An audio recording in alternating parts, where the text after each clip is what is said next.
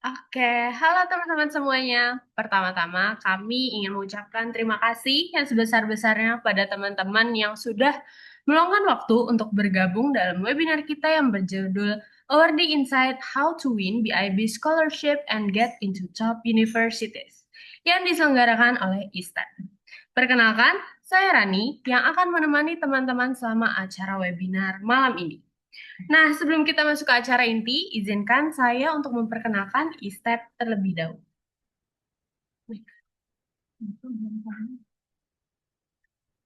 Oke, next. So, who is ISTEP? ISTEP adalah Education Consultant for Study Abroad. We are independent education consulting with 60 years of expertise. Next.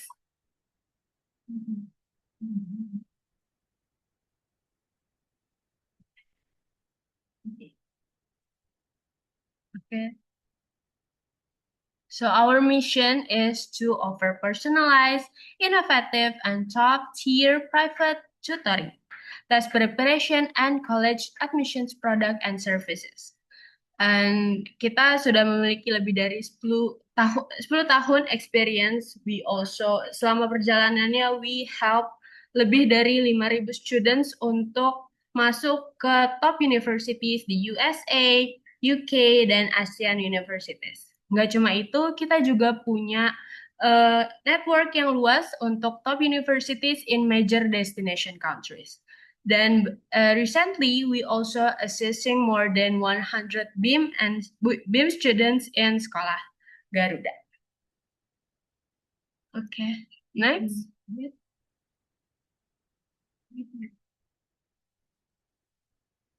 And this is our other support. Jadi kita nggak cuma bantu uh, private uh, tutoring aja, tapi kita juga bisa bantu submission support. First is we also assist in documents preparation, application forms, and managing the submission process to multiple universities. Dan nggak sampai situ aja, kita juga bisa membantu di post admitted-nya. Jadi bisa bantu untuk visa, pre-departure orientation, dan housing advice. Furthermore, we also have other services like SAT, AP, IELTS, study tour, dan summer program. Okay, this is the students that our students accepted in various universities. Bisa dilihat ya, banyak dari UK, kemudian Asia, termasuk Singapura, China, Taiwan, Hong Kong, South Korea, Japan, dan lain-lain. Kita juga banyak students yang ke universities di USA, termasuk Ivy League, dan lain-lain. Australia kita juga bisa bantu di ANU, Monash, Melbourne, dan UC. Oke, next. Oke, selanjutnya mungkin banyak yang masih belum terlalu familiar dengan BIB. So, let's hear from our counselor about BIB. Pada Miss Rina. Oke. Oke, halo, selamat malam. Terima kasih Rani. Oke, sebenarnya saya cuma bicara sekilas aja ya tentang BIB. Mungkin nanti Jenny yang akan lebih paham detailnya gitu. So, BIB Scholarship itu sebenarnya beasiswa Indonesia Bangkit itu dari Kementerian Agama ya. Dan eh, mereka support all ya. Jadi mirip seperti LPDP. Dia untuk S1, S2, dan S3 seperti yang dilihat siapa yang bisa apply gitu ya. Ada santri, ada siswa yang dari sekolah biasa, sekolah umum ya. Terutama jadi yang perlu diingat ya untuk BIB ini biasanya uni-uni atau sekolah yang di bawah under Kemenak ya, under Kementerian Agama. Itu yang harus diketahui. Kemudian dia dapat apa aja? Ada transportation allowance, ada health insurance, living allowance, visa application fee. So basically is similar to LPDP karena emang fundingnya emang basicnya dari LPDP juga gitu ya. Dan tersedia untuk S1, S2, S3 untuk luar negeri dan dalam negeri. Kebetulan yang saat ini kita lebih fokusnya untuk yang luar negeri gitu ya. Oke, so that's about BIB ya, nggak akan banyak-banyak sih sebenarnya. Cuman yang perlu diperhatikan juga, nah BIB ini sama seperti LPDP, dia punya list university, itu yang harus dilihat oleh teman-teman ya. Jadi harus dicek university yang diinginkan tuh ada di list atau enggak, kayak gitu. Nah ini beberapa university yang ada di list BIB, baik untuk S1 atau S2, ada di UK ada Glasgow, ada UCL, ada Warwick, Bristol, Edinburgh, kemudian Newcastle ya. Banyak banget. Kemudian di China ada yang top university ya kayak Tsinghua, Peking, Zhejiang, Fudan, Beihang. Jadi banyak banget. Nah, Australia, New Zealand kayak Jenny ya. Jenny ada di Monash University. Kemudian Melbourne, ada Queensland, ada Auckland, Waikato, banyak banget juga. Kemudian USA, USA ini ada Columbia University. Columbia University, of course, ada SPS, ada SIPA, banyak banget major yang di bawahnya. Kemudian Colorado State University, ini contoh-contohnya ya, University of Louisville, sama University of Nevada, Reno. Nah, ini nggak semuanya ya, ini masih cuman beberapa karena kalau kita lihat di listnya BIB itu banyak banget gitu. So, if you have your minds like university on your mind dan ingin apply, let us know. Kita bisa bantu di antaranya seperti yang tersedia di sini.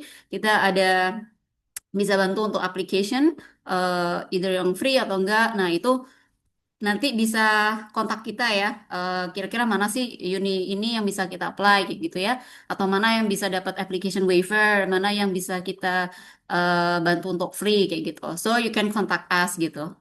Nah, salah satu syarat dari BIB pastinya adalah IELTS gitu ya. Nah, kita lagi ada special offer buat teman-teman yang ikutan webinar. Kita ada IELTS Prep itu 400.000. Ini untuk 8 kali pertemuan ya, Rani ya. Dan we have a native speaker here, so nggak perlu khawatir native speakernya juga bisa bahasa Indonesia. Jadi, so you have any question yang masih belum paham gitu, dia bisa pakai tanya bahasa Indonesia gitu. So is a special offer untuk teman-teman di sini. Langsung chat kita aja nanti ya di WhatsApp. Um, Kelasnya akan mulai tanggal 20 Mei. So I think that's all for BIB sama IELTS ya. Saya balikin lagi ke Rani untuk introduce our special speaker for today. Silakan Rani. Oke. Oke. Oh, Oh, iya ini nanti aja ya. jelas aja. Oke, oke. Apa? Ya, Ya. Oke. stop share. Oke, thank Oke, you. thank you Miss Rina as our counselor yang udah jelasin tentang BIB. Nah, selanjutnya kita akan belajar langsung nih dari seseorang yang telah berhasil mendapatkan beasiswa tersebut, yaitu Kak Jenny Nabila. Nah, mungkin aku akan introduce dikit. Jadi, Kak Jenny adalah awardee Baby Scholarship yang sedang menempuh studi Master of Education di Monash University. Dan gak hanya itu, pada tahun 2023, Kak Jenny juga merupakan penerima beasiswa MOSMA dan berkesempatan kuliah di Buffalo State University di USA selama 1 semester. Jadi, of course, Kak Jenny punya banyak pengalaman nih yang bisa di-share tentang preparations tentang kuliah di luar negeri. Oke, nggak perlu berlama-lama lagi. Pada Kak Jenny, waktu dan layar kami persilahkan. Oke, halo, suara aku udah kedengeran dengan jelas belum Kak Ran?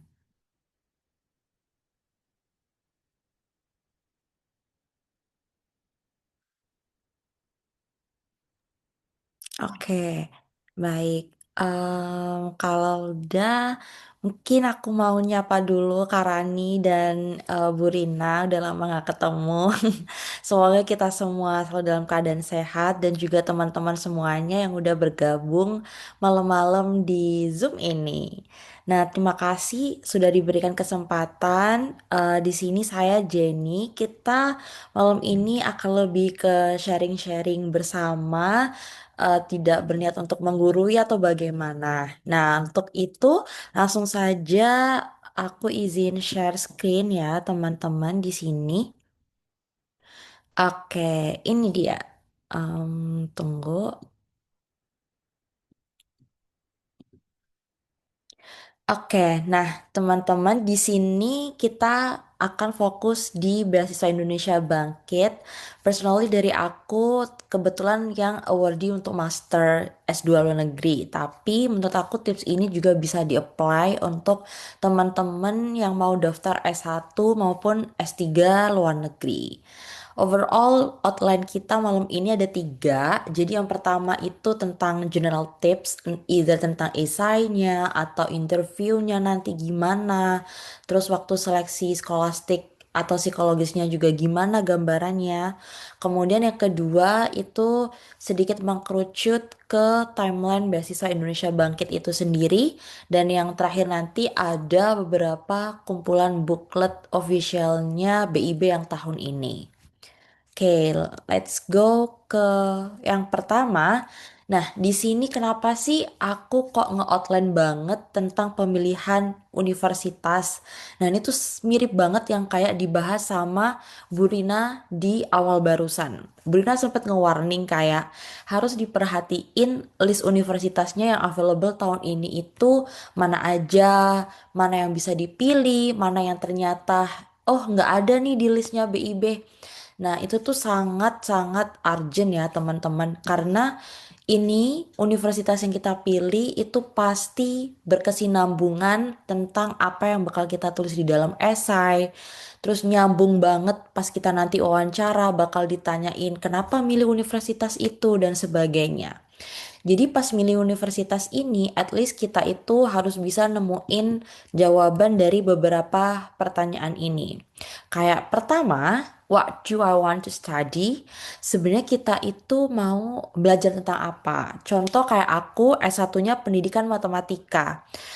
Apakah aku mau S2 itu ke pendidikan matematika yang gimana? Apakah yang kayak fokus ke teachingnya atau fokus ke matematika murninya atau fokus ke digital medianya atau mau ke asesmen pendidikannya? Nah, walaupun kayak seolah ih sama aja kok pendidikan matematika pas S1. Nah, tapi ketika S2 ke luar negeri itu bakalan beda banget isi-isi silabus yang ada di dalam setiap kampus. Nah, jadi ini nyambung ke pertanyaan yang kedua. What do I want to become? Nah, di situ teman-teman harus menentukan juga di waktu yang sama. Misalkan aku, kenapa sih kok aku mau ambil fokus S2-nya ke asesmen pendidikan matematika setelah S1 pendidikan matematika doang? Nah, karena misal di masa depan tuh aku pengen membidiknya jadi dosen yang punya keahlian di bidang asesmen karena belum ada nih guru besar yang di kampus aku atau di mana gitu yang fokusnya tuh di bidang asesmen. So far dosen-dosen atau profesornya itu pendidikan matematikanya ke bidang ke media pembelajarannya atau ke metode mengajar gitu-gitu. Nah, kemudian itu juga nyambung ke pertanyaan nomor tiga di sini. Nah, kontribusinya berarti misalkan kalau aku nanti pengennya mengembangkan di asesmen pendidikan matematika itu gimana? Misal yang sekarang lagi rame AI, aku pengennya ke depannya soal-soal matematika itu bisa AI resisten atau gimana. Nah, kalau teman-teman udah clear di awal ketemu benang merah kayak itu tadi, pas nulis esai itu bakal jelas flow-nya itu koherennya semuanya oke dari awal sampai akhir. Nah, dan yang harus dihati-hati ini mirip kayak yang di warning Bu Rina tadi di awal. Hati-hati dalam pemilihan kampus karena emang benar beberapa kampus itu seolah judul jurusannya tuh sama. Padahal kurikulum atau silabus di dalamnya tuh beda-beda banget guys. Contoh, Monash University sama Unimap. Mereka sama-sama punya Master of Education. Nah, tapi apakah kurikulumnya itu sama, mata kuliahnya itu sama? Nah, itu harus teman-teman cek lagi. Contoh dari aku sendiri nih, aku pengennya ada mata kuliah yang ada asesmennya gitu. Oh, ternyata di Unimap nggak ada, walaupun sama-sama tentang Master of Education. Oh, adanya ternyata di Monash. Nah, teman-teman kalau nggak detail memperhatikan kurikulum di dalamnya kayak gini, bisa jadi bumerang waktu wawancara. Bisa ditanya ini, Jenny kamu kan maunya pilih fokusnya kontribusinya di asesmen pendidikan matematika nih. Kenapa kok pilih Unimel? Emang ada mata kuliah yang mendukung di situ. Nah, kalau misalkan ternyata nggak ada, nah itu maka nanti kita bakal bingung jawabnya gimana pas wawancara gitu. Nah, kemudian next slide yang kedua, ini untuk mencari tahu universitas mana yang tepat, itu teman-teman bisa pakai tiga cara ini. Yang pertama itu lewat official website universitinya. Jadi kalau aku pribadi, dulu aku bikin Excel kayak apa aja kampus yang aku pengenin, yang mau aku tuju, itu ada beberapa list.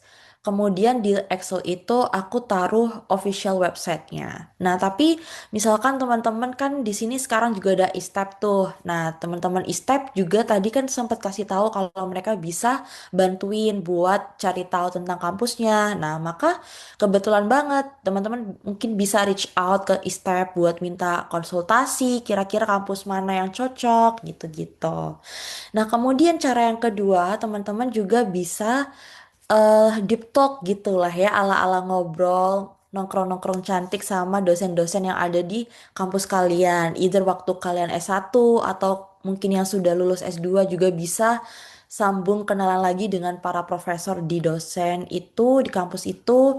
Karena contoh untuk aku yang belum pernah S2 ke luar negeri, kan pasti bingung gitu ya, gimana sih pengalaman S2 ke luar negeri itu, kira-kira negara mana yang cocok untuk aku.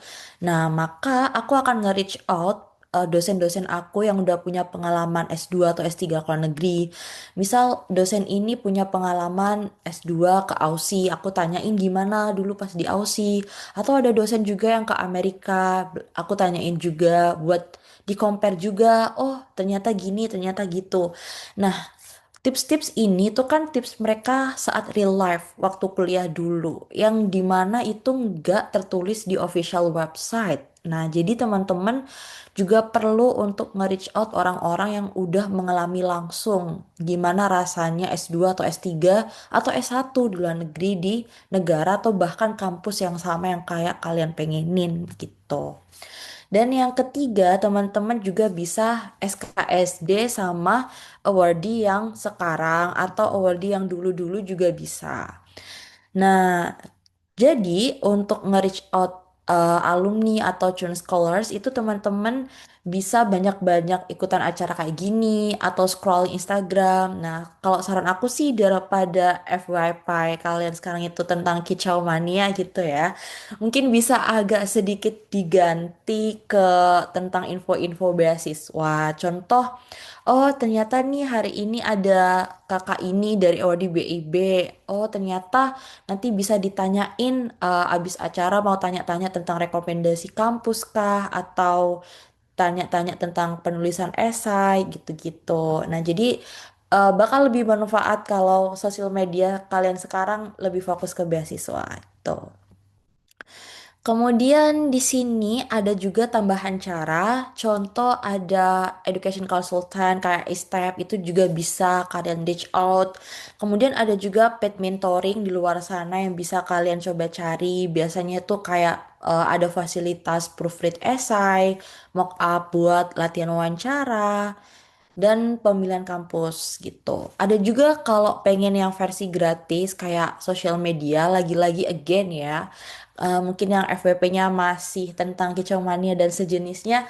Sosial media kita mumpung lagi rame, banyak yang naik info-info webinar gratis BIB atau LPDP dan sejenisnya. Kalian bisa untuk ubah atmosfernya lebih ke arah sana. Biar mendapatkan keuntungan lebih besar. Oh, ternyata ada webinar tips BIB nih di tanggal ini kayak oh, ternyata aku bisa dapetin info ini gitu. Nah, kemudian di sini untuk sosial media juga bisa dimanfaatin stalker-stalker awardee yang sekarang. Misal kalian yang ada trauma tersendiri atau nggak bisa banget ketemu sama cuaca ekstrim yang kayak ekstrim winter yang saljunya bener-bener tebel. Nah, itu kan bisa kalian deteksi waktu stalker Instagramnya para awardee. Kayak contoh, oh kakak ini lagi di Amerika. Oh ternyata di kota ini saljunya bisa sampai separah ini dan ternyata nggak cocok nih sama tubuhku, misalnya gitu. Oh ternyata kakak yang satunya lagi di Aussie. Di Aussie kayaknya nggak se ekstrim itu winternya. Nah ya udah kayaknya lebih bisa survive untuk tubuhku secara fisik gitu. Nah itu bisa di take. Nah, nggak hanya itu, kalian juga bisa amati dari segi non-akademik. Karena note penting ya teman-teman, kayak waktu kuliah S2 luar negeri ataupun S3 luar negeri ataupun S1, itu emang benar fokus utama kita adalah di akademik. Tugas kita kuliah, make sure GPA-nya stabil, oke. Tapi jangan lupa dengan sisi-sisi non-akademik, kayak either volunteeran, apakah di kota itu, misal di Melbourne, itu banyak banget opportunity buat volunteeran, ketemu sama warlock dan sebagainya. Nah, jadi apakah eh, negara itu tuh cocok untuk kita mendapatkan pengalaman di luar kampus kayak gitu? Apakah rich akan pengalaman organisasi juga? Nah, itu juga penting untuk dilihat. Kemudian misal juga Australia, ini juga bakal nyambung di esai kalian. Aku bilang kalau di Australia juga ada kayak komunitas yang profesional kayak ASER, yang Australia Council Educational Research. Nah, that's why aku benar pengen ke Australia karena di negara-negara lain itu belum ada yang sekuat ASER ini, yang dia selinier dengan kontribusi aku. Nah, itu juga bisa kalian state. Dan semua itu bisa kalian temuin kalau emang udah sering-sering rajin-rajin stalker di sosial media. Nah, kemudian di sini yang terakhir yang harus diwaspadai adalah ini. Khususnya teman-teman yang mau keluar negeri, pertanyaan yang sering ditanyain itu adalah, emang kenapa sih kamu nggak studi aja di Indonesia? Nah, itu adalah pertanyaan yang bakal sering kita hadapi kalau kita pilih BIB ataupun LPDP ke luar negeri. Nah, jawabannya tuh kan nggak mungkin ya dengan kita merendahkan atau menjudge kampus-kampus yang di Indonesia itu buruk atau gimana. Nah, itu big no, itu red flag jawabannya. Nah, maka di sini teman-teman harus research lebih dalam biar bisa menjawab compare-nya tuh secara akademik. Contoh, aku mau ambil asesmen pendidikan matematika. Kenapa kok nggak ambil di contohnya Universitas Negeri Yogyakarta atau UPI atau UM Universitas Negeri Malang yang pendidikannya itu udah terkenal bagus. Nah, di situ teman-teman bisa compare secara akademik dengan cara membandingkan profesornya. Contoh, emang bener sih di UNY tuh bagus banget ada prodi evaluasi pendidikan. Cuman sayangnya profesornya tuh lebih fokus ke asesmen pendidikan fisika gitu misalkan. Dan tidak ada yang di evaluasi pendidikan matematika gitu. Nah, kemudian juga bisa compare tentang mata kuliahnya. Misal iya, di sini tuh ada jurusan evaluasi pendidikan bla bla bla bla, tapi mata kuliahnya tuh cenderung ke teaching, ke pendidikan kayak media pembelajaran atau metode pengajaran. Sedangkan itu tuh udah dipelajari pas S1 dan rencana kontribusiku untuk S2 itu udah nggak fokus lagi di situ. Nah, meanwhile di Monash itu nge-offer bla bla bla bla bla. Nah, hal-hal kayak gini itu kan teman-teman bisa temuin kalau udah rajin-rajin research tentang kampus yang dituju gitu. Oke, next slide. Di sini, nah ini yang terpenting ya guys, IELTS. Nah, ini yang kayak di-mention sama teman-teman ISTEP di awal tadi juga. Mereka juga sempat ngasih warn tentang pentingnya sertifikasi bahasa. Ada juga di sini salah satunya itu yang paling sering dipakai untuk yang mau keluar negeri adalah IELTS. Nah, ini tidak bisa dinego ya guys. Kayak di sini sangat penting sedikit informasi bahwa yang sudah keterima beasiswa, yang sudah lolos BIB misalnya, itu beasiswanya juga bisa hangus ketika mereka nggak kunjung mendapatkan skor IELTS untuk daftar ke kampusnya. Misal ada nih yang mau ke Edinburgh dan dia itu kan requirementnya adalah overallnya minimal 7. Nah, sedangkan sudah dikasih waktu selama 1,5 tahun atau 2 tahun maksimal, tetapi tidak kunjung mendapatkan target skor itu, otomatis nggak bisa dapat LOA, maka beasiswanya bisa hangus. Nah, maka IELTS ini tuh benar-benar harus kita stalker dari awal. Kita boleh milih kampus yang benar-benar ngetop banget, tapi kita juga harus realistis dengan kemampuan diri kita. Apakah dengan waktu yang nantinya sudah disediakan, kita itu bakal bisa mencapainya? Is it achievable for us or no? Karena kalau kita sembarangan nih nggak research asal pilih kampus, ternyata IELTS-nya tinggi banget dan ternyata misalkan kita udah dikasih waktu beberapa bulan itu nggak dapet-dapet LOA-nya, maka nanti di akhir ada kemungkinan untuk beasiswanya menjadi hangus. Nah, tapi kalau misalkan teman-teman yakin kayak, oh basic Englishku udah oke, tinggal dipoles sedikit aja, udah bisa nih kecapai skor IELTS-nya. Nah, maka langsung aja gaspol diambil kampus pilihan itu. Nah, di sini yang ingin aku share adalah tips-tips belajar IELTS. Di sini pertama bisa self study. Nah, kalau aku biasanya ada channel YouTube yang sering aku pakai adalah IELTS Advantage atau IELTS with Juva. Kemudian di sini juga ada kayak paid courses alias teman-teman ambil les bisa di step kayak tadi mumpung ada promo juga di awal udah dikasih tahu. Kemudian di sini kalau dari aku pribadi aku juga karena dari basicnya bukan background dari anak pendidikan bahasa Inggris atau anak sasing, aku dari anak matematika jadi bahasa itu termasuk hal yang baru buat aku. Jadi aku butuh tahun kemarin itu nge-push buat nambah jadwal belajar IELTS-ku. Nah, dan butuh apa ya kayak tutor yang bakal nge-reminder aku nanti ya, nanti sore jam segini jadwal kelas kita bla bla bla materinya ini gitu. Nah, kemudian teman-teman kalau misalkan Kak ada nggak sih opsi lain yang gratis gitu? Ada banyak juga. Teman-teman awardee, kalau kalian bisa mendapatkan hidden gem itu di scroll Instagram, banyak juga awardee yang nge-share kelas IELTS gratis. Nah, kemudian kalau misalkan kalian tim yang mau ngincer beasiswanya dulu, IELTS-nya nanti aja belakangan setelah diterima beasiswa, itu juga bisa-bisa aja sebenarnya. Contoh BIB itu setelah lolos nanti akan ada namanya LAPP. Jadi kayak pengembangan akademik dan bahasa. Di program ini nanti kalian bakal dapet tes IELTS gratis. Jadi biaya IELTS yang sekitar 3,5 juta itu bakal dibiayain sama BIB. Terus kalian juga dapet kursus selama sekitar 3 bulanan dari BIB. Tuh untuk belajar IELTS. Nah, kemudian untuk daftar BIB sendiri itu minimalnya overallnya 6. Tapi aku highly recommend ke kalian buat dapat minimal overallnya tuh 6,5 atau sampai 7. Karena kampus-kampus di Australia atau di UK, nah itu mostly mereka mintanya sekitar segitu gitu. Nah, kemudian di berikutnya ini ada kita mulai masuk mengkerucut ke BIB. Di sini sebelah kiri ada timeline BIB yang tahun ini. Nah, pendaftarannya itu ditutup di tanggal 31 Mei. Nah, jadi sisa beberapa hari lagi. Nah, maka teman-teman yang mungkin masih ragu daftar atau tidak, mending daftar aja sih kataku. Nah, kemudian setelah itu nanti setelah kita submit, berkas kita akan diseleksi administrasinya di 1 sampai 15 Juni.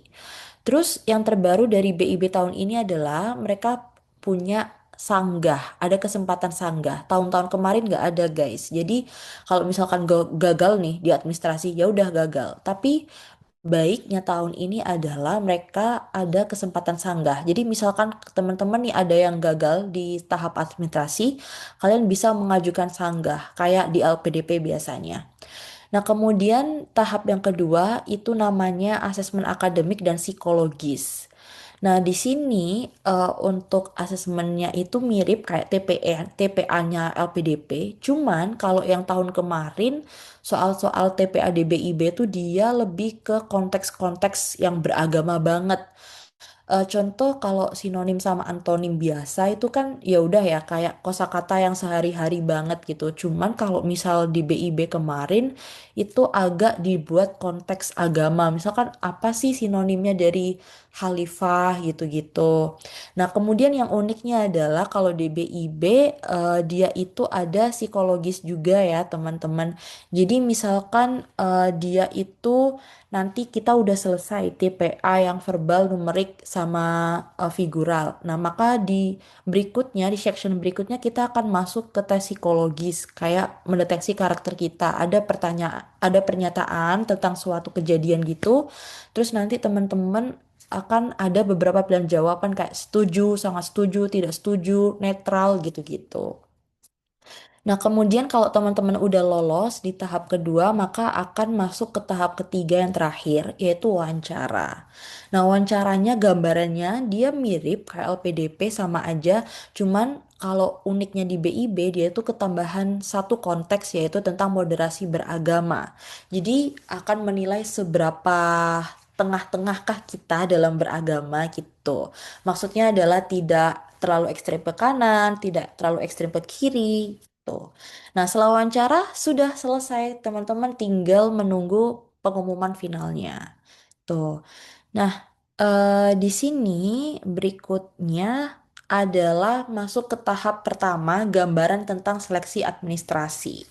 Nah, di sini notes-nya adalah general tips untuk terkait detail template penulisan esai, berapa katanya, highly recommend untuk teman-teman ngecek di booklet yang tahun ini. Nanti aku ada taruh linknya di slide paling akhir.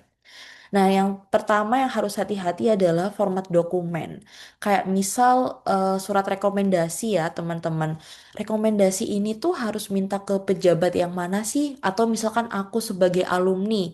Sebagai alumni berarti aku harus minta rekomendasi ke siapa? Nah, itu ada semuanya di dalam booklet. Biasanya kalau sebagai alumni PTKIN itu bisa minta ke dosen.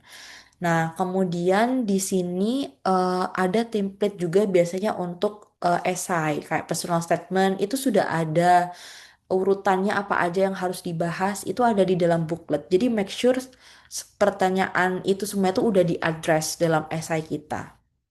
Kemudian di sini terkait persyaratan dokumen yang lebih spesifik, di situ harus hati-hati sama batas umur. Kemudian minimal IPK atau GPA itu berapa. Kemudian yang banyak banget kadang keskip sama teman-teman pendaftar adalah sertifikasi bahasa kita itu sebenarnya udah expired atau belum. Nah, biasanya tuh maksimal 2 tahun. Nah, jadi teman-teman harus cross-check lagi. Ini masih berlaku nggak sih? Masih aktif nggak sih TOEFL atau IELTS-ku ini? Apakah masih bisa dipakai? Nah, kalau emang ternyata udah kadaluarsa, maka harus cepet-cepet tes lagi sebelum beasiswanya ditutup. Tuh. Nah, kemudian di sini tips yang ketiga juga tentang time management. Kataku sih jangan jadi deadlineer yang submit di akhir-akhir ya guys, karena untuk menghindari kayak misal websitenya tiba-tiba error karena di hari-hari terakhir banyak yang nge-submit barengan. Nah, maka sisakan waktu kayak ada spare beberapa hari dari deadline untuk nge-submit. Dan yang terakhir tentang kampus pilihan kita, kalau teman-teman belum punya LOA, teman-teman bisa pilih 3 kampus atau 3 jurusan. Tapi kalau udah punya LOA, maka cuman bisa masukin satu aja. Nah, di sini ada warning dari aku, double check spelling dari program yang kalian pilih. Kenapa itu penting banget? Nah, contoh ya teman-teman. Aku masukin gini, Master of Education, General Educational Studies. Ternyata aku tipe menjadi Master of Teaching. Kayak misalkan aku nggak tahu gitu ya, Master of Education sama Master of Teaching ini sama nggak sih sebenarnya gitu. Nah, kalau ternyata itu adalah salah, nah maka ini krusial banget teman-teman. Karena ternyata Master of Education sama Master of Teaching itu turns out beda. beda jurusan, dua hal yang berbeda. Ini bakal ngaruh ketika teman-teman udah lolos, nanti bakal dapat letter of guarantee atau dapat SK beasiswa. Nah, itu bakal rumit banget proses administrasinya gitu. Karena pihak beasiswa kan menerimanya kita itu sesuai dengan yang kita masukin datanya di website pendaftaran. Nah, jadi harus make sure banget spelling jurusan, kayak misal antara School of Education, misal School of Business, Master of Business. Nah, itu juga harus hati-hati tuh. Oke, next berikutnya adalah tentang tahap kedua BIB yaitu akademik dan psikologi yang kayak aku mention tadi. Nah, di sini yang pertama setelah teman-teman nanti misalkan nih udah lolos ya tahap administrasi, maka teman-teman akan masuk ke tahap 2 ini, biasanya tuh bakal di email dan di email itu ada buku panduan. Dan saran dari aku adalah teman-teman baca semua setiap kata yang ada di buku panduan itu. Kenapa? Karena biasanya kalau berdasarkan tahun-tahun yang kemarin, saat pelaksanaan tes TPA sama psikologi, kita itu akan join ke dalam Zoom dan ada pengawasnya di situ. Nah, kalau di situ teman-teman itu masih bingung, Kak, ini passwordnya apa ya untuk login ke akun? Ini username-nya apa ya? Nah, itu teman-teman bakal sangat sounding banget alias berisik banget di dalam Zoom itu dan nggak bisa fokus ngerjain. Selain nggak bisa fokus untuk diri sendiri, teman-teman yang lain yang di dalam Zoom juga akan terganggu. Padahal password, username itu semuanya udah ada di info booklet itu. Nah, jadi apapun itu, either booklet untuk pendaftaran sekarang menuju administrasi, booklet menuju seleksi tahap 2, booklet menuju tahap 3, make sure kalian selalu membaca semuanya dengan detail. Tuh. Nah, kemudian tips yang kedua, even aku anak matematika ya guys, tapi aku tim yang nggak mau dan nggak pernah meremehkan yang namanya TPA. Even aku dulu juga ngajar TPA. Nah, tapi aku selalu berusaha untuk belajar dan berlatih. Kenapa? Karena vibes-nya bakalan beda guys. Jadi belajar kita itu kalau bisa juga sama timer. Oh, ternyata waktu buat si numerik sekian menit, waktu buat verbal sekian menit, figural sekian menit. Maka aku harus bisa menjawab sekian soal dalam waktu sekian menit. Nah, kenapa kok gitu harus kita latih? Kalian bayangin kalau misalkan kalian bisa menjawab semua itu dengan benar, tepat waktu, otomatis kan skor kalian untuk dapat sempurna itu lebih gede kemungkinannya. Dibandingin kalian nggak berlatih dengan timer, dengan waktu yang singkat, kita nggak bisa dapat banyak soal benar. Akhirnya skor kita turun kan. Nah, jadi highly recommend buat belajar dengan timer. Tuh. Oke. Kemudian berikutnya adalah tahap ketiga ya teman-teman sesi wawancara. Nah ini yang paling-paling akhir. Nah di sini hmm, di sini ada notes di esai atau this part is not just about the achievement, tapi juga karakter kita. Nah, itu maksudnya bagaimana? Kadang kita juga bisa menemukan, ih, aku tuh sebenarnya achievementnya udah banyak banget loh. Aku udah punya banyak kejuaraan, banyak pengalaman organisasi, tapi kenapa ya kok aku masih gagal pas wawancara? Nah, itu di sini jawabannya di yang warna kuning. Ini kemungkinan di sini, kemungkinan besarnya. Jadi tone sama answer. Nah, tone itu adalah cara kita menyampaikan verbally. Orally kita itu gimana? Kayak apakah kita itu terkesan orangnya flexing abis yang kayak bener-bener terkesan songong jawabannya. Nah, itu harus dilatih teman-teman. Gimana caranya kita bisa ngeflexingin pencapaian kita tapi nggak kerasa flexing.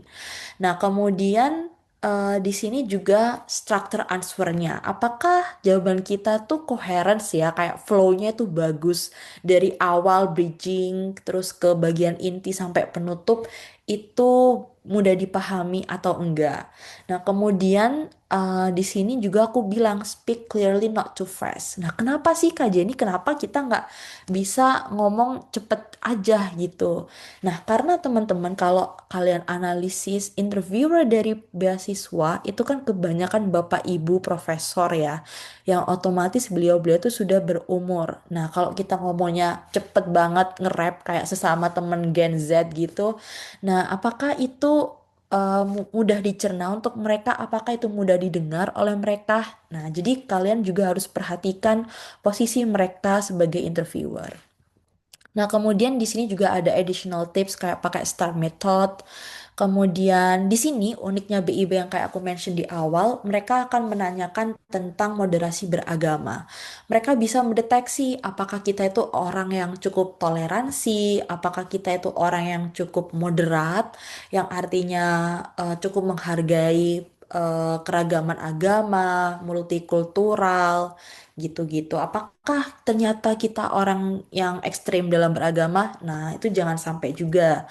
Nah, di sini teman-teman harus banyak berlatih, either bisa coba cari tahu di ISTEP apakah ada mock up interview nanti, atau nanti teman-teman bisa cari juga kayak partner interview mock up sama awardee atau sesama calon pendaftar itu juga bisa.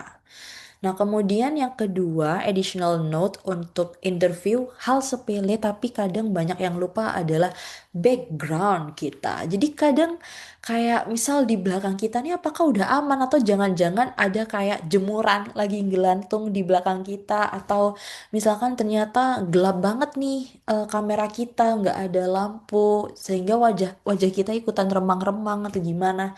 Nah, itu juga harus diperhatikan. Dan kemudian ini yang paling penting adalah review your document.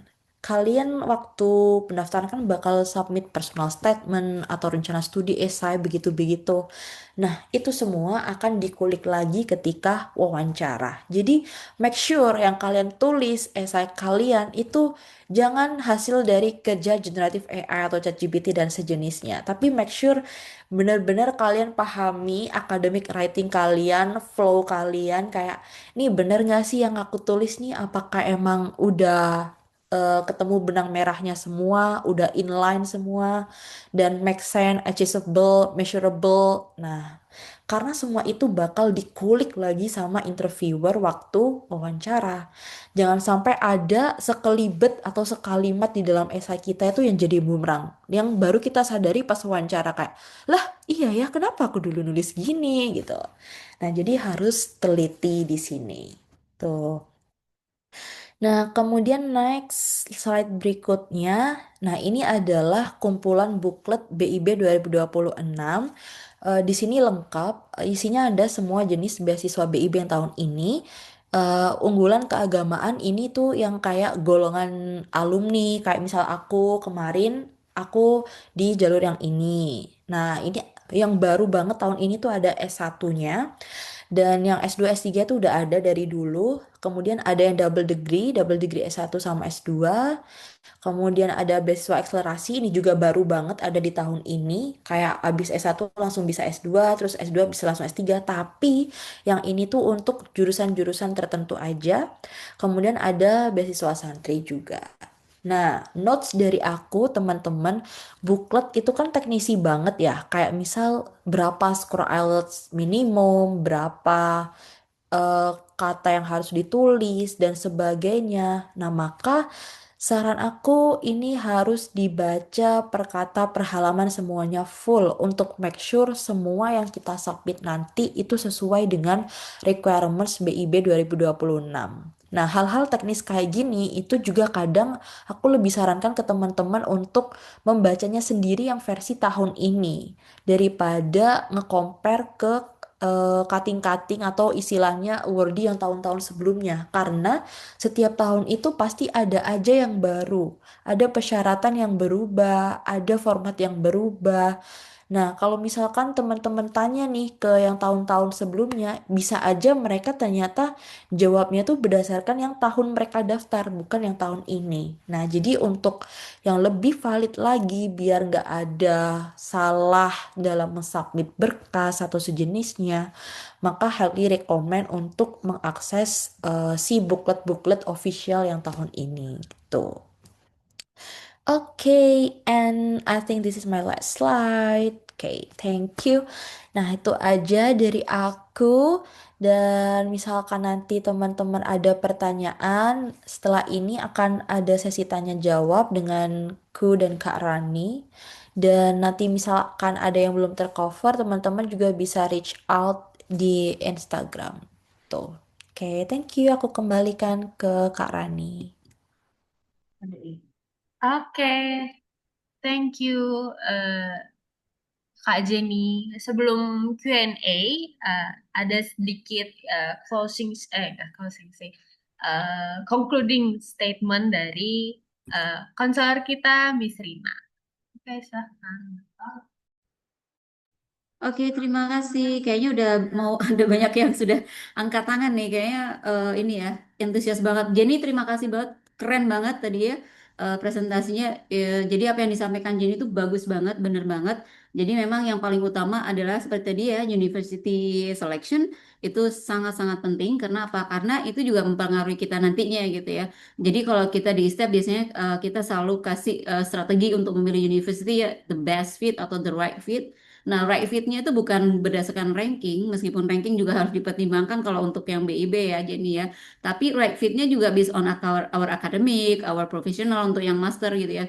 Kita mau Harvard nih, tapi you IPK-nya cukup nggak kayak gitu. Nah, itu yang harus dipertimbangkan. Kita mau ke Monash, Monash is very competitive. Kamu bisa nggak di lingkungan yang kompetitif kayak gitu. So that's what you need to consider. Biasanya kita memang untuk counseling kita selalu prioritaskan student untuk melihat university berdasarkan hal tersebut ya. Jangan asal milih ranking, jangan milih asal nama kayak gitu ya. Terkenal nih, tapi ternyata kita nggak ada kemampuan untuk berkompetisi di kampusnya ketika di situ. Jadi jangan sampai you bisa masuk but you cannot go out kayak misalnya tiba-tiba di tengah jalan berhenti kayak gitu. Nah, that's a good one Jenny ya. Memang harus diperhatikan karena kebanyakan anak-anak yang apply beasiswa itu selalu di otaknya hanya top university gitu. Nah, ini yang harus perlu dibuka gitu ya. Dan itu benar banget time management ya, terutama saya juga mau menggarisbawahi time management. Jenny ini udah persiapan beasiswa itu udah lama banget. Saya udah tahu ya. Jadi you got what you deserve. Dia udah persiapan lama banget mulai dari esai dan sebagainya. Jadi memang jangan sampai ada apa jangan sampai mendadak ya. Memang harus ada persiapan gitu. Dan Jenny bagus banget persiapannya dari dulu emang saya tahu dia persiapannya udah lama banget gitu. Terus itu lagi yang kami harus tekankan ya adalah university, kemudian esai juga perlu dipertimbangkan lagi gimana cara penulisannya gitu ya. Jadi di ISEP itu kami selalu kalau untuk konseling kita selalu pertama adalah university-nya. Kemudian dokumennya tadi seperti Jenny bilang gimana cara menulisnya juga. Kemudian interview juga kita ada mock up kayak gimana cara menjawab yang baik kayak gitu ya. Oke, I think that's all summary dari Jenny which is very good yang harus diikutin ya buat teman-teman biar sukses seperti Jenny juga. Kita masuk ke langsung aja question and answer ya Rani ya. Ini sudah banyak yang angkat tangan gitu. Oke, silakan Rani. Oke, thank you Miss Rina. Sekarang kita langsung ke Q&A karena udah banyak. Mungkin aku akan choose the first one yang udah raise hand, Kak Zulfia. Boleh Oke, silakan. halo. Apakah suaraku kedengeran jelas? Jelas Kak. Oke, sebelumnya terima kasih Kak Rani, Kak Jenny, dan Miss Rina. Aku punya dua pertanyaan nih terkait dengan beasiswa BIB. Yang pertama, eh, keuntungan punya LOE di beasiswa ini tuh apa ya Kak Jenny? Soalnya misalnya kayak LPDP, kita kalau punya LOE kan kita nggak perlu ikutan skolastik ya. Sedangkan kalau di beasiswa BIB kita harus tetap ikut. Padahal ketika nggak punya LOE, kita malah kayak punya kebebasan lebih gitu. Dan yang kedua adalah, misalnya nih, kamera laptop kita tuh kurang oke gitu ya. Kita bisa pakai Droid Cam nggak ya? Jadi kayak disambungin ke Android gitu. Apakah itu tuh masalah? Mungkin itu dulu Kak pertanyaannya. Terima kasih sebelumnya. Oke, thank you Kak Zulfia. Untuk Kak Jenny, mungkin kita akan kayak tiga orang pertama bertanya, terus baru Kak Jenny jawab gitu aja ya. Oke, Oke, next Kak Alika, silahkan.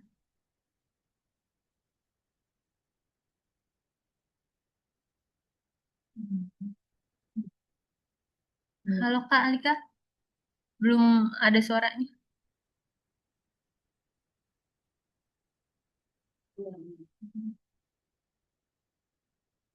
Oke,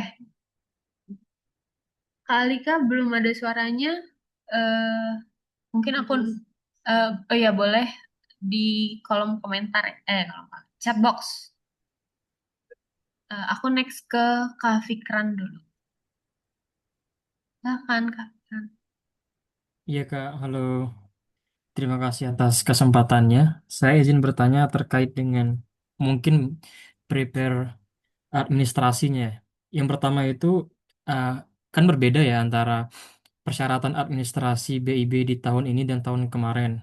Sebagai contoh, kalau tahun kemarin tuh kalau nggak salah itu hanya sekedar uh, motivation letter dan itu hanya satu doang kalau nggak salah. Karena ada satu teman saya yang awardee juga bilangnya gitu. Dan sedangkan yang sekarang itu ada dua personal statement, esai atau dan juga ada yang komitmen kembali ke Indonesia. Nah, kesulitannya itu ngebedain antara duanya itu kayak gimana ya Kak ya? Dan nyesuaiin antara jurusan yang kita pilih. Misalkan, nah kalau saya kan dari Bangka Belitung, saya tuh rencana pengen menulis di esai kontribusi saya itu kalau saya kan jurusan psikologi. Kalau jurusan psikologi di kampus-kampus Bangka Belitung itu nggak ada. Hanya ada psikologi Islam. Nggak ada yang fokus ke psikologi umum. Kira-kira untuk agar align dengan eh, esai yang kita tulis, dengan jurusan yang kita sesuaikan gitu, apakah hanya fokus ke jurusan secara umum aja ataupun secara spesifiknya? Nah, itu yang pertama. Mungkin yang kedua itu terkait dengan sertifikat bahasanya. Misalkan Kak, kalau sertifikat bahasanya itu untuk bentuk fisiknya datang ataupun nyampe ke rumah kita itu lewat tenggat waktunya, apakah kita bisa pakai unofficial score reportnya? Begitu. Terima kasih, Kak. Oke, thank you Kak Fikran. Eh, Boleh Kak Jenny dijawab dulu? Oke, mungkin aku akan jawab pertanyaan yang pertama dulu yang tentang keuntungan LOA di BIB ini. Nah, personally dari aku, pengalaman aku sendiri ya teman-teman, untuk BIB 2025 kemarin itu sama kayak tahun ini, kita nggak ada kayak keuntungan bisa nge-skip tahap kedua yaitu TPA ataupun tes psikologi itu. Nah, tapi kalau berbicara tentang data ya, teman-teman, ataupun di obrolan internal, nah di situ tuh ketika kita punya LOA, artinya kan IELTS kita udah aman. Nah, sedangkan yang menjadi isu di beberapa keadaan ini adalah terkadang masih ada yang misalkan udah dapat beasiswa tapi IELTS-nya ini nggak secure, nggak aman-aman, akhirnya nggak dapat LOA-nya. Nah, privilege orang-orang yang udah dapat LOA, dia bisa lebih meyakinkan ke pihak beasiswa bahwa aku udah aman nih, IELTS-nya udah secure, kampusnya juga. Nah, kemudian enaknya kalau misalkan teman-teman udah punya LOA, itu kan kalian nge-submit satu kampus, satu jurusan yang udah fix banget gitu kan. Maka esai kalian itu bisa fokus di menjelaskan satu ini. Di pengalaman aku yang pas di BIB kemarin itu kan masih tiga ya guys, karena aku belum punya LOA waktu daftar. Cuman LOA aku itu udah keluar saat nunggu hasil wawancara. Nah, di situ yang aku rasakan ketika menulis esai adalah aku bingung mana sih yang harus aku jabarkan lebih dalam. Apakah pilihanku yang pertama yang Monash atau Adelaide atau yang Western Australia? Nah, karena terbatas word jumlah katanya, tapi aku punya tiga pilihan ini yang sama-sama harus aku yakinkan kepada pihak beasiswa bahwa tiga pilihan ini tuh bagus. Nah, kemudian di sini kalau misalkan ada teman-teman yang udah punya LOE satu kampus, nah itu enak. teman-teman bisa fokus banget meyakinkan ini loh, satu kampus ini loh yang benar-benar inline banget dengan rencana kontribusi aku. Tuh. Nah, kemudian yang kedua tentang tambahan kamera. Nah, kalau di booklet yang 2025 ini wajib di highlight 2025 karena takutnya nanti beda di 2026. Kemarin sih so far tidak dilarang ya teman-teman. Yang dilarang atau yang harus diwaspadai itu adalah misal kita zoomnya pakai laptop, terus kita ada HP di samping kita gitu ya, Nah itu nanti teman-teman wajib diarahkan untuk mematikan HP itu. Nah tapi kalau misal additional kamera yang kayak misal nempel di kamera laptop kalian, nah itu aman-aman aja. Tuh, dan untuk lebih aman lagi, kalian bisa confirm ke pihak interviewer kalau kalian lagi pakai tambahan kamera itu, tapi HP kalian nggak dipakai, HP kalian udah dimatiin gitu. Nanti juga bakal kita disuruh nunjukin saat lagi matiin HP gitu. Nah, kemudian untuk pertanyaan yang ketiga tentang dua berkas tadi, itu sama kayak di tahun 2025. 2025 juga ada dua berkas ya teman-teman. Kalau di LPDP, kebetulan aku juga udah mendaftar mencoba LPDP 2025 yang batch 1. Nah, itu kan emang kita cuman mengsubmit yang rencana kontribusi yang esai 1 itu aja kalau di LPDP. Tapi kalau di BIB emang di zaman 2025 itu ada dua. Yang pertama itu adalah kayak sejenis esai profil diri kita yang kayak personal statement. Satunya adalah rencana studi. Nah, di sini di dalam booklet itu kan pasti ada kayak breakdown apa aja yang harus kita tulis, ya kan? Misal tahun kemarin yang di bagian personal statement dia itu lebih ke sangkut pautnya dengan diri kita. Kayak apa sih yang udah kita lakuin di masa lalu? Kayak misal waktu S1, aku udah ngapain aja. Kemudian siapa kita yang sekarang? Kayak misal, oh sekarang aku lagi kerja di matematika di bla bla bla bla bla bla bla bla gitu. Nah, kemudian rencana ke depannya, itu rencana ke depannya include pilihan rencana studi kalian, kayak nanti kalian di kampus mau ngapain aja waktu S2, sama setelah lulus kalian mau ngapain aja. Nah, sedangkan untuk yang rencana studi yang berkas satunya lagi, itu di dalam bukletnya BIB tuh ada requirementnya. Kayak misalkan kalian harus jelasin rencana research penelitian kalian itu mau pilih topik apa dan kenapa pilih topik itu, dan sedikit kasih gambaran kayak ala-ala abstrak dari research topik kita itu. Kemudian juga tentang gambaran mata kuliah kita kayak oh aku loh udah kasih daftar nih mata kuliah semester 1, semester 2, semester 3, 4 ini. That's why aku pengen pilih research topik tuh ini karena nyambung sama mata kuliah, nyambung sama rencana kontribusi gitu. Nah, tapi sekali lagi harus di make sure sama breakdown per poin-poin yang ada di booklet. Kayak di situ pasti ada request dari bookletnya apa aja yang harus ditulis di dalam dua file ini gitu. Kemudian pertanyaan yang keempat tentang pilihan jurusan biar inline.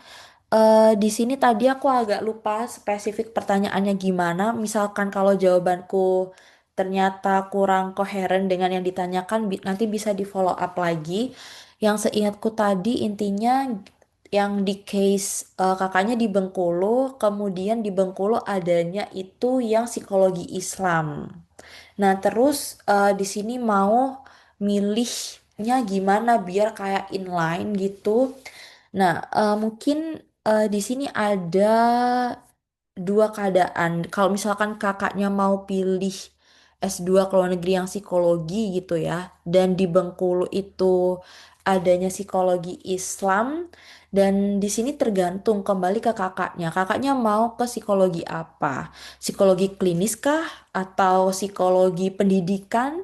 Atau psikologi yang kayak ala-ala teman-teman yang meneliti tentang brain behavior itu? Nah, kalau kebetulan teman-teman psikolog aku banyak yang dari teman-teman psikologi. Ada yang teman-teman milih yang di Edin, ada teman-teman yang memilih S2 psikologi di Sheffield. Nah, kalau aku lihat dari background mereka, mereka ini kan kebetulan juga dari Sumatera sama dari Makassar. Nah, justru itu yang menjadi alasan mereka karena mereka nge-state kalau misalkan yang di kampus-kampus Indo itu emang udah bagus-bagus kayak misal psikologi di UI itu udah bagus banget, psikologi di UIN Jakarta bahkan juga udah bagus banget. Nah, cuman yang mereka cari gapnya itu mereka lebih ke mengincar profesornya. Jadi mereka meyakinkan ke pihak BIB waktu itu adalah mereka pengen ketemu Profesor X karena punya penelitian yang inline dengan rencana kontribusi mereka. Gitu. Itu yang mereka yakinkan saat daftar beasiswa kemarin. Tuh. Kemudian sertifikat bahasa yang tadi yang ditanyakan, misalkan apakah boleh pakai unofficial score? Kalau di tahun 2025 yang pas aku daftar itu dibolehin pakai unofficial score. Tapi saran terbaik aku adalah teman-teman make sure lagi ke pihak beasiswa yang tahun ini. Dulu pas aku daftar itu ya guys, kalau aku lagi bingung sesuatu kayak perihal teknisi banget yang kayak gini, misalkan ini unofficial score boleh nggak diterima oleh pihak penyeleksi. Nah, aku langsung email ke sekretariat BIB. Kalau nggak salah emailnya itu juga ada di halaman booklet itu. Pokoknya itu kata-kata depannya adalah sekretariat apa gitu. Nah, di situ teman-teman bisa kirim pertanyaan karena jawabannya kan lebih pakem ya dari pihak penyeleksi sendiri gitu. Nah, itu mungkin aku kembalikan lagi ke Kak Rani. Oke, thank you Kak Jenny. Oke, karena keterbatasan waktu, tapi masih banyak banget yang mau bertanya, mungkin aku akan buka untuk 3 pertanyaan lagi. Nah, karena di chatbox juga udah ada pertanyaan, aku akan menyebutkan pertanyaan dari Kak Ben. Pertanyaan pertama adalah untuk pemilihan kampus tadi bisa memilih 3. Apakah ketiganya ini nanti dipilih oleh penyelenggara untuk kelulusannya atau bisa memilih salah satu dari 3 tadi? Sehingga ada pilihan kedua ketika tidak mendapat LOE di pilihan pertama. Ya, pertanyaan kedua, bahasa apa yang digunakan saat interview? Selanjutnya, aku akan memilih pertanyaan yang sudah raise hand untuk Kak Di. Silahkan. Halo, Halo, Kak. eh sebelumnya congrats sama Kak Jenny ya. Aduh, aku juga sebenarnya pengen banget di Monas, tapi kayaknya agak sulit. Izin tanya ya, kayak aku sempat eh riset ya kalau misal di AAS itu eh dia dikirim uangnya tuh per 2 minggu kan. Kalau BIB kayak gimana Kak? Karena aku sempat baca ya itu apa sih namanya biaya ngekos di Aussie itu lumayan ini Kak lumayan mehong kayak gitu. Kalau di BIB sistemnya kayak gimana sama kayak lebih ke kehidupan di Monas kayak gimana sih Kak kayak apa ya gimana cara ngatur keuangannya terus juga dari BIB itu biasanya advantage-nya apa gitu. Terima kasih.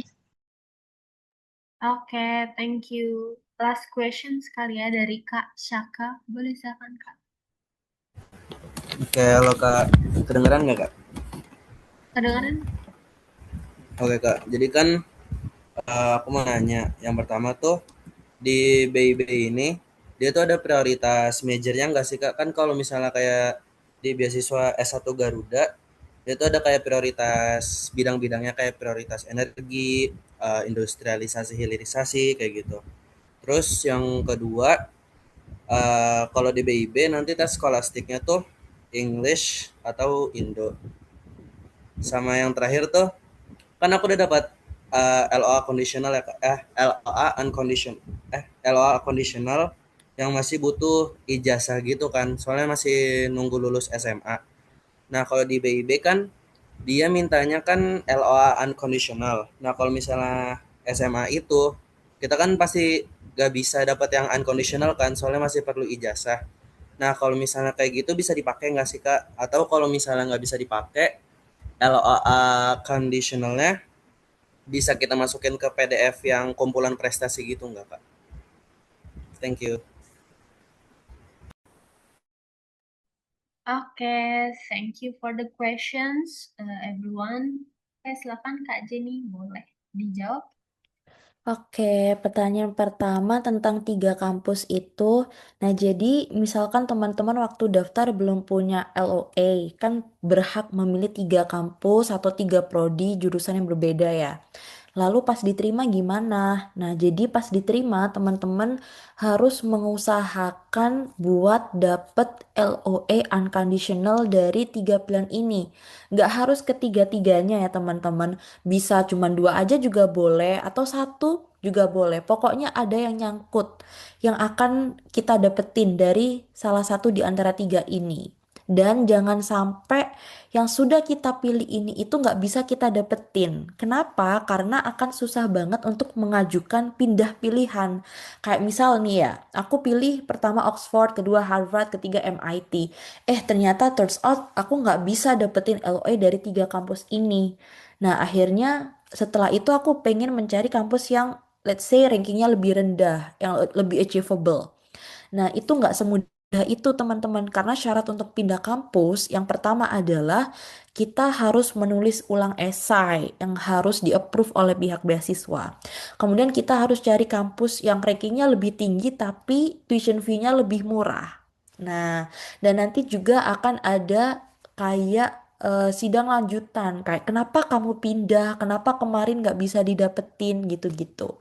Jadi teman-teman harus make sure 3 yang bisa dipilih ini emang achievable, measurable buat kita. Kemudian yang kedua, interviewnya pakai English apa Indo? Aku akan sangat menjawab dengan yakin. S2, S1, S3 luar negeri itu interviewnya pasti bahasa Inggris. Nah, ini juga udah di state sama Pak Ruhman sebagai ketua Puspenma waktu aku LAPP alias ala-ala PBPK-nya LPDP gitu, bahwa tahun ini yang daftar ke luar negeri akan 100% bahasa Inggris. Kenapa? Untuk mengurangi adanya misalkan submit sertifikasi bahasa bodongan. Kayak misal skornya tinggi banget nih, ternyata pas wawancara karena nggak diakses bahasa Inggrisnya nggak ketahuan kalau misalkan ternyata bahasa Inggrisnya ternyata nggak sesuai dengan skor itu. Nah, untuk mengurangi hal-hal seperti itu. Kemudian yang ketiga tentang keuangan. Nah, benar, teman-teman aku yang di Monash di sini juga banyak bestie-bestie aku dari AAS itu cairnya 2 minggu sekali untuk transferannya AAS. Kalau BIB dia itu mirip kayak LPDP, pentransferannya itu setiap 3 bulan. Jadi misalkan kayak misal aku datang di sini Februari, Maret, April, maka uang yang ditransfer itu langsung untuk jatah 3 bulan itu. Kemudian nanti setelah itu di bulan Mei-nya baru akan mengajukan lagi untuk bulan Mei, Juni, Juli gitu. Jadi langsung seabrek 3 bulan. Dan so far sih di sini masih sisa-sisa. Maksudnya tergantung juga ya dengan gaya hidup ya teman-teman. Apakah kalian tim yang frugal living atau yang hedonisme? Nah itu juga tergantung. Tapi menurut aku so far aman-aman aja karena pasti LPDP pihak BIB juga itu ngasih nominal living allowance itu sesuai perhitungan biaya hidup di kota itu. Karena setiap kota itu kan sudah ada nominal sendiri-sendiri ya beda-beda. Kayak misal teman-teman yang tinggal di Canberra versus di Melbourne pasti beda nominalnya karena sudah disesuaikan, sudah dihitung. Jadi pasti aman gitu. Kemudian yang pertanyaan keempat tentang bidang prioritas, so far kalau aku lihat di BIB yang 2025, Highlight 2025, itu tidak ada sih, mereka balance-balance aja. Di beberapa teman aku, setengah emang ada yang dari kayak bidang keagamaan, kayak misal ilmu tafsir, ada yang ambil tafsir di Edin, ada ambil apa ilmu hadis di mana itu juga ada yang dari keagamaan. Ada juga yang dari aku kayak anak soshum, education, itu juga masih banyak. Ada temen aku juga dari TESOL, itu juga diterima lolos-lolos aja. Ada juga yang STEM, nge-STEM-nya STEM banget, kayak misalkan applied mathematics. Kemudian ada teman-teman bapak ibu dosen yang S3 juga dari kesehatan, ada yang teknik pangan, itu juga lolos-lolos aja. Jadi semuanya overall kalau aku lihat dari 25 dari pertemanan aku itu emang udah kesebar rata. Kayak nggak terasa ada yang diprioritaskan, ada yang tidak gitu. Itu 2025 ya teman-teman. Kemudian untuk nomor 5 pertanyaan soal di Scholastic English atau Indo, tahun kemarin Indo. Jadi nanti soal TPA verbal, figural, numerik itu semuanya dalam bahasa Indonesia, psikologis juga dalam bahasa Indonesia. Tuh. Kemudian terkait yang udah dapet LOA kondisional sambil nunggu ijazah. Nah, ini sebenarnya case-nya tuh sama kayak aku dan juga mentor aku. Jadi kebetulan banget pas daftar administrasi itu masih belum unconditional. Nah, tapi waktu aku wawancara, aku sengaja pas perkenalan diri nge-state kalau kebetulan pas di situ udah ada hilal unconditional ya, misalkan teman-teman udah keluar nih LOE unconditional, pas banget diwawancara gitu. Maka saat di perkenalan diri di awal, teman-teman kasih tahu ke pihak interviewer kalau udah keluar nih LOE unconditionalku kayak tapi dalam bahasa Inggris yang formal ya teman-teman. Nah, atau misalkan ternyata Kak belum keluar nih LOE unconditionalnya. So far pas sampai jadwal aku wawancara masih kondisional. Nah, maka nggak apa-apa sampaikan aja saat diwawancara juga. Biar interviewer itu notice kalau teman-teman misalkan, oh udah secure ternyata bocah ini kampusnya cuma tinggal nunggu ijazah. Nah, berarti kan sebenarnya udah aman semuanya tinggal nunggu si ijazah keluar itu aja. Nah, nanti juga ini juga yang aku rasakan saat interview kemarin ya teman-teman. Nanti pertanyaannya tuh bakal kegiring ke kampus yang kita udah keluar LOE-nya. Kayak misalkan udah keluar yang Monash gitu ya. Maka follow up pertanyaan dari interviewer di sesi-sesi berikutnya itu mereka lebih tertarik nanyain kita tentang Monashnya. Jadi fokus ke satu kampus itu. Gitu. That's all from me. Aku kembalikan ke Kak Rani. Oke, thank you so much Kak Jenny dan teman-teman yang sudah bertanya. Thank you for all the thoughtful questions. Nah, karena waktunya juga nggak apa ya, sedikit gitu ya. Teman-teman yang belum sempat bertanya boleh ditulis pertanyaannya di kolom chat dan selanjutnya akan kita follow up dan akan kita jawab melalui WhatsApp each step gitu. Jadi boleh langsung ditulis aja pertanyaannya sekarang, nanti akan kita jawab. Oke. Sorry. Sebelum kita tutup, let's open our camera karena akan ada sesi dokumentasi. Teman-teman boleh banget dibuka kameranya. Kemudian kita bisa, biar kita bisa foto bareng sama Kakak Ordi, Kak Jenny gitu. Siapa tahu ketularan ya, tahun ini bisa dapat jadi awardee juga.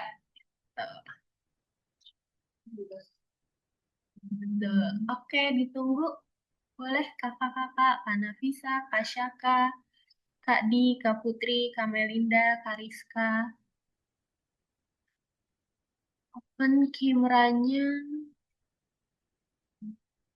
Oke, karena waktunya juga sedikit ya. Oke, langsung aja. Oke, aku hitung ya. 1, 2, 3. Oke, slide 2. 1, 2, 3. Oke.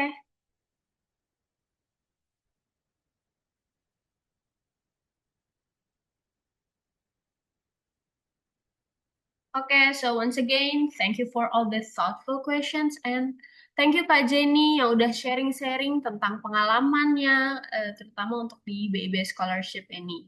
Nah, kalau teman-teman ada yang tertarik untuk tanya-tanya mungkin tentang beasiswa lain atau tadi tentang admissionnya gimana prosesnya atau bahkan mau langsung daftar ke universitas untuk pendidikan S2 kamu, ISTEP akan ada Graduate Application Day pada hari Sabtu tanggal 23 Mei 2026. Jamnya itu jam 10 sampai jam 2. Lokasinya hybrid, jadi teman-teman bisa datang langsung dan kalau datang langsung itu bisa banyak selebaran informasi brosur tentang universitas-universitas dari berbagai negara, tapi Kalau misalkan lokasinya jauh mungkin atau nggak di Jakarta, kita juga akan buka hybrid. Jadi akan ada sesi online-nya gitu, yang bisa langsung konsul ke konselor-konselor kita dan itu semuanya tidak dipungut biaya atau gratis. Gitu. Jadi untuk informasi lebih lengkap kayak cara daftar dan lain-lain akan kita upload di IG kita. So jangan lupa follow IG Istep yaitu @istep.asia. Oke. Any request or inquiries, contact us through our WhatsApp on hotline kita di 0823 1118 2168. And that brings us to the end of this session. Once again, thank you for your participation and see you on the next event. Bye-bye. Bye Jenny, terima kasih. Selamat malam. Okay.